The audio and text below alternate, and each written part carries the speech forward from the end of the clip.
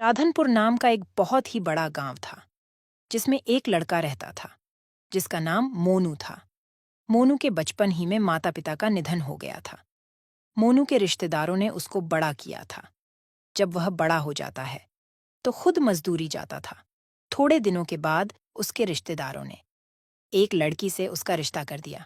थोड़े दिनों के बाद शादी का प्रोग्राम भी तय हो गया।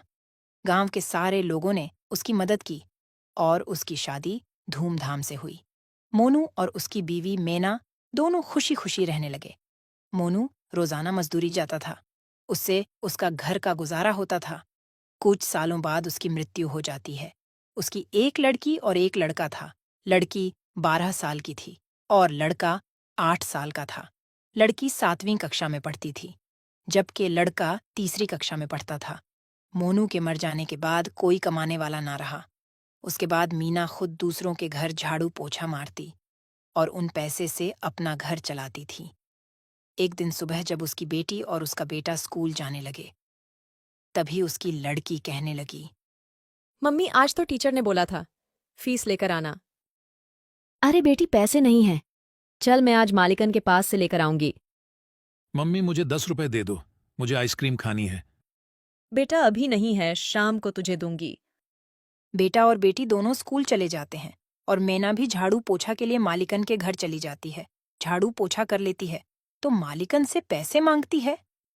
जी मालिकन, मुझे कुछ पैसों की जरूरत है। स्कूल की फीस भी भरनी है, कुछ घर में राशन लाना है। मालिकन कुछ पैसे दे देती है। मैना उसे लेकर अपने घर आ जाती है। जब शाम के 5 बजे थे, स्कूल की छुट्टी होती है। उस वक्त खाना बना रही होती है। तभी लड़की और उसका लड़का स्कूल से आते हैं। लड़की अपने मम्मी से कहती है, मम्मी, आपको पैसे मिले आंटी से। मुझे कल स्कूल में फीस जमा करवानी है। हाँ बेटी, मैं पैसे लेकर आई हूँ। कल मैं जमा करवा दूंगी। मम्मी मुझे पैसे दो, आइसक्रीम खानी है। ले बेटा। तभी मैना पैसों का हिसाब लगाती है। मैंने फीस के पैसे अलग रख दिए हैं, कुछ बच्चों के लिए अलग रख दिए हैं। अभी तो राशन लाना बाकी है, कुछ ही पैसे हैं। इतने पैसों से तो आज रात का ही राशन आएगा। कल क्या होगा? मेरे बच्चे कल क्या खाएंगे? आज का खाना तो बच्चे खा लेंगे, लेकिन कल सुबह क्या कहेंगे? चलो ऐसा करती हूँ, आज मैं रात को नहीं खाऊंगी और इस खाने को सुबह में कुछ पानी डाल दूंगी, तो सुबह बच्चे खाकर स्कूल चले जाएंगे। महेश, रीना, आओ बच्चों, चलो खाना खा लो। मम्मी आ गए हम। दोनों खाने के लिए बैठ जाते हैं। माँ क्या बनाया है? जो भी बनाया है खा लो, क्योंकि आज राशन खत्म हो गया है। दोनों खाना खाने लगते हैं। अरे माँ, आप भी खा लो। बेटी, बस इतना ही खाना है, उसके अलावा कोई घर में राशन नहीं है। अभी मैं खा लूंगी तो सुबह में तुम क्या खाओगे? और कहीं काम भी नहीं मिलता है, फिर पैसे मैं कहाँ से लाऊंगी? अरे मम्मी, ऐसे आप निराश ना हो, मेरे जहन में एक आइडिया है। मम्मी, आप समोसे बहुत अच्छे बनाती हो ना? ऐसा करो, आप समोसे बनाकर बेचना शुरू कर दो। क्या पता हमारी आमदनी अच्छी हो जाए। बेटी, बात तो सही है तेरी, उसके लिए तो पैसे चाहिए ना। माँ और बेटी दोनों बात ही कर रहे थे कि अचानक रीना के मामू आ जाते हैं। दीदी, पैसों की चिंता ना करें, मेरे पास से तुम पैसे ले जाओ और अपना कारोबार शुरू कर दो। अरे मोहन, अचानक कैसे? मुझे आपके पैसे नहीं चाहिए, आप तो मुझसे बहुत छोटे हैं। दीदी, आप इन सब बातों को मत सोचो। मेरे 2 पैसे लगाने से आपके 10 पैसे बन जाए तो मेरे पैसे बाद में लौटा देना। ठीक है, लेकिन मुझे समझ नहीं आता कि मैं समोसे कहाँ बेचूं। मम्मी, स्कूल के बाहर, जहां मजदूर के आने जाने का रास्ता भी है और स्कूल के बच्चे भी खाएंगे। रीना, तुमने तो बहुत ही अच्छा आइडिया दिया। उसके बाद मोहन अपनी बहन मैना को पैसे देकर चला जाता है। अगले ही दिन मैना स्कूल के सामने आम सड़क पर लगा देती है। वहां पर समोसे खाने के लिए मजदूर और बच्चों की भीड़ लग जाती है। आंटी, समोसे की खुशबू तो बहुत ही अच्छी आ रही है। मुझे भी समोसे की प्लेट दो ना। हाँ, ले बहन। अरे वह, तुम्हारे समोसे तो बहुत स्वादिष्ट है। ऐसा समोसा तो कभी नहीं खाया। एक प्लेट और दे दो।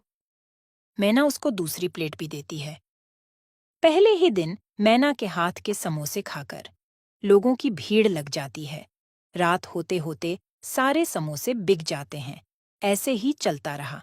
आहिस्ता आहिस्ता मैना के समोसे मशहूर हो जाते हैं।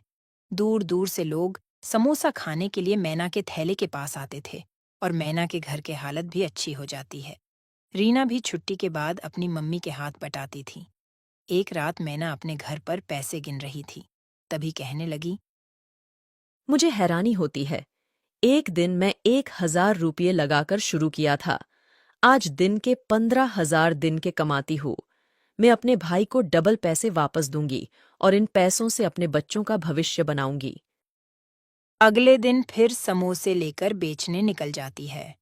शाम होते होते सारे समोसे बिक जाते हैं। तभी रीना कहती है, मम्मी आज भी बहुत बिक्री हुई है। इन पैसों को क्या करोगे? तभी वह दोनों रोड पर से बातें करते हुए घर की तरफ जा रहे थे। तभी एक तेज रफ्तार ट्रक आ रहा था, जिसने उन दोनों को कुचल डाला। उसी वक्त वह दोनों दम तोड़ देते हैं। अधूरी इच्छा होने की वजह से वो दोनों चुड़ैल बन जाते हैं। अरे मेरे महेश का क्या होगा? अभी तो बहुत छोटा है। उसकी देखभाल कौन करेगा? अम्मी अब हमारा घर कैसे चलेगा? हमें कुछ करना पड़ेगा। बेटी, घबराने की जरूरत नहीं है। हम दोनों अपनी इंसानी शक्ल का रूप ले लेंगे और हम समोसे बेचते रहेंगे। इस तरह वह दोनों अपने इंसानी रूप ले लेते हैं और अपने घर चले जाते हैं। मम्मी, इतनी देर क्यों हो गई? कब से मैं आपका इंतजार कर रहा था। मुझे तो डर लग रहा था। तभी मम्मी महेश को अपने गले से लगा लेती है। अगले दिन सुबह दोनों माँ बेटी इंसानी रूप में समोसे की लारी लेकर निकल जाती है। सुबह से लेकर शाम तक समोसे की लारी पर खूब भीड़ रहती है। सारे समोसे बिक जाते हैं। दोनों माँ बेटी घर जाती है तो दोनों दिन